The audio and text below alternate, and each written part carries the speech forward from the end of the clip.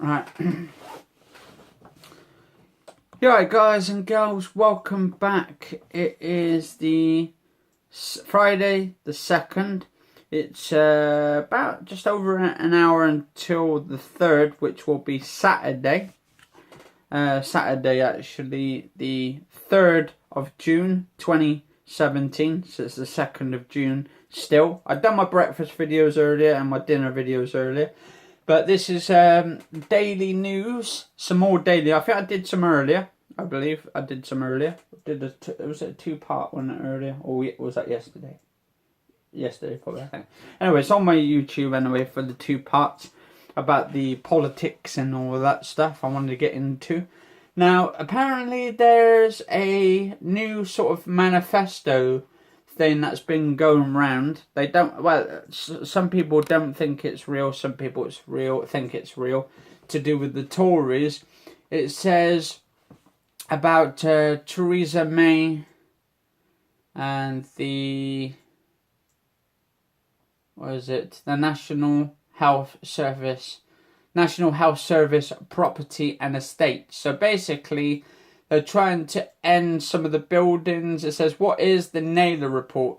Now, this has been written out by the Mirror. The Mirror says, what is the Naylor report? Everything you need to know about Theresa May's National Health Service property sell-off. So, does that mean they're actually selling off the National Health Service if they get in, if the Tories or Conservatives, or whatever you want to call them, fraudsters, rip-offs, con artists, I don't know, whatever you want to call them, backstabbing bastards, I don't know. I mean, what do you think? What would you call them? I don't know. But anyway, says, I don't trust them. Yeah, I mean, you can't, like I said, don't trust the Tory. I look at her and I think, yeah, that's just my type of getting in charge, yeah. But I think to myself, well, I'm sorry, she doesn't think of anybody except for herself. Anyway, so it's not even 12 yet, so we've just got about over an hour, and I've got about 44 minutes in this thing, so Vote for Jeremy Corbyn. So I'm going to be doing this as probably a 2-part. I'm going to probably do about 10 minutes of this one and then do another video, a second part, because I want to try and upload them in 2 parts and all that. Anyway, it says, while Theresa May trumpets her stable. I like that where they put trumpets in there, because they're trying to state that she's taken something out of Donald Trump's little book and stuff to do with the National Health Service, with what they're doing over in America, to do with Trump's little scheme thing they're doing over there, well, Obamacare and all that, saying it was a disaster. Now that Donald Trump wants to come in, he wants to do a different sort of National Health Service over there. I wouldn't call it a National Health Service, to be honest. He wants to do it a fair sort of thing. But then again, is there anything fair in the National Health Service? Seeming the doctors and nurses don't get paid enough money to look after patients, and then have like tens and thousands of different patients die each year because they're not being taken care of. I mean, that's absolutely the pivotal role here, is to look after the patients, make sure they've got the need and the care, especially the sick and ill, and especially the people with mental illnesses, especially in that kind of department and stuff. They definitely need to be looked after. And I think, to be honest, it's a disgrace the way that some disabled people get treated wrongly and stuff. Well, that's not just some, all of us gets treated wrongly. I mean, we're getting less money. A lot of us are getting pushed out onto the streets. Then there's more homeless people out on the streets as well as disabled people, because basically you've got this bedroom tax in the UK, which means if you say you've got 1 or 2 spare bedrooms, then it's like the government are saying to you to go and fucking screw yourself. That's what it is. And what really pisses me off, like, okay, we've got Labour. Now, they've said if they get in, they're going to get rid of the bedroom tax, which in my thing is, yes, that is a good idea, definitely a good idea, and I hope they do keep to it. But my thing on it is I don't think they will. I think it's just all talk. I think it's just giving what people want to hear. And then when they get in, it's going to be a whole total different sort of scheme. Like May says, it's all right, you lot are sitting in the shop door, guys. Don't worry, because I'm going home and I'm going to sleep in a nice warm bed. Anyway, well, this is to do with what is going on with the shares and what they're going to do with old hospitals. Like, they're going to sell up old hospitals. This is called, it's the Naylor Review, a dry 46-page National Health Service estate rationalisation study published 2 months ago. So basically it's an old report, but it says, so why has this boring sounding document become news now? Well, they could have said that like a couple of months gone back. I agree with this writer here. Why are they doing it now? I think it's because it's coming close to the election, and I don't know. It's probably a setup, or to be honest, I get the point where the Tories are going to try and screw over the people, and they're going to get rid of the National Health Service.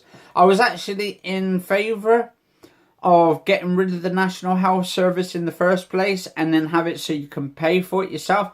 But then I think to myself as well, what about the people who are disabled, the ones who actually really need it? How would they benefit if they have to pay for their own care or their own operations if needed and stuff? Like, then they would have to pay hundreds and thousands of pounds, and if they don't, then they end up getting turned away.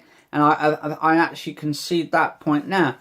And when I went to the hospital a couple of weeks going back, I saw the staff's understaffed. There wasn't many people, and when the staff was there, actually, they were just sitting there talking about Theresa May and her manifesto, how she gets all this money a week, or actually not a week, it was a day. She gets like, was it £250 or £150 a day? And they get nothing. And then everyone else gets like left out in the cold and all that kind of shit. And then I can see, like, as they get understaffed, they get underpaid as well as understaffed, because there's not many people getting paid, right? So if you're not paying as much money into the National Health Service to the doctors and the nurses who are doing good jobs, or to people in the caring industry where they're caring for the patients, or home care and all of that, where they go to the care and stuff, then what's the point of them turning up to help the patients out? It's not about being selfish to the patients. It's if you haven't got the money to pay to help the patients, which is actually to do with the government, then they would actually be able to do some, they wouldn't be able to do anything, but if they had the money, they could do something. And then Theresa says, oh, we've got, it's not like we've got one of these massive trees, money trees in the garden. Do you know what? That is exactly what they've got. Oh, hang on. Just a second. My screen just went off. Apparently on the TV screen. Oh, god damn it. Hang on. Sure you haven't been cut? No. It's just the, alright, we'll browse. It's been closed, unspected. Oh, hang on. To resume the last page. Yes, I want to resume my last page. Now, what I'm doing, I've got my smart TV. It's a 4K one. And I've got it, so I've got the web browser up to do with the politics and Theresa's little sort of mandate she's got on there. Apparently selling off property. And the thing is, if they do sell off the property, then what is going to happen to the National Health Service? Are they going to kill off the National Health Service in a way? And then if they do, how is people going to be able to go to the hospital? What I think is, if people are not in need of like operations, and it's not actually going to kill them in a way, or injure them, or put their life at risk for not having the operation, right? In a way, that is good.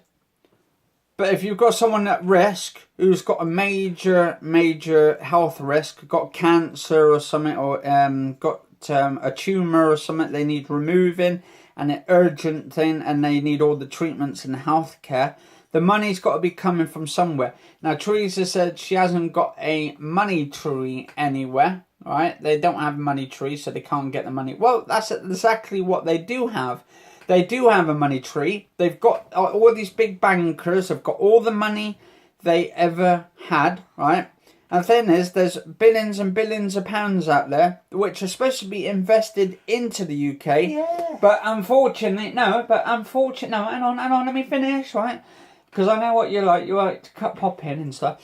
Anyway, so basically they get all the money and they put it into the businesses, into the banks and stuff. They give all the money to the big bankers, they give them to the politicians, and they give them to all these other people. But the thing is, they don't give them to the people who are poor. They don't put it into the National Health Service. And the thing is, right, they wonder why the actual National Health Service is overflowed and haven't got enough money in there. But these big bankers, for some reason, they could get big bonuses, they get big pockets for money. The politicians get it, the actual MPs. The global elites gets all this money. They've got so much money tied up on offshore accounts in other countries and other places, right? And they're not putting that money into Great Britain, into England, in the UK to help with this situation that's going on. You're right. So go on. And you know why? Because not everyone is paying council tax in other towns and cities, because it's up to the town halls that charges them. If they want them to pay for it, they do. If they don't want them to pay for it, they don't. And I know because I've already checked. So technically, we are not all in this together, because if they paid their whack, then there'd be more money to go into the national health. Okay, and I'm right, yeah, that's definitely true. And it says here, hospitals are so starved of cash, they have little choice to sell up the property. So they have to sell the property up so they can fund more money into the National Health Service. Now, this is where the companies could say, right, you're running out of cash to help people, the patients and stuff. So what we'll do, we'll buy up your property for you. Apparently they're going to turn it into more properties like buildings and all that. Probably housing property. Where is it, if I can say? She said it would release 10 billion from a variety of sources, including land sales, to fund the most ambitious programme on investment and buildings and technology. She's agreed to it, to this, the National Health Service, pretty much fuck up, has ever seen. They triggered a slow building of online reactions with a video about it shared by a sinner, Charlotte Church, and a story being shared on the left-wing site Evolve Politics. So they've got like a video on it on the actual webpage. You can just check it out. Just put the politics and all that news in the Mirror. And it says here, why is it controversial? The hospitals that don't sell land will be punished.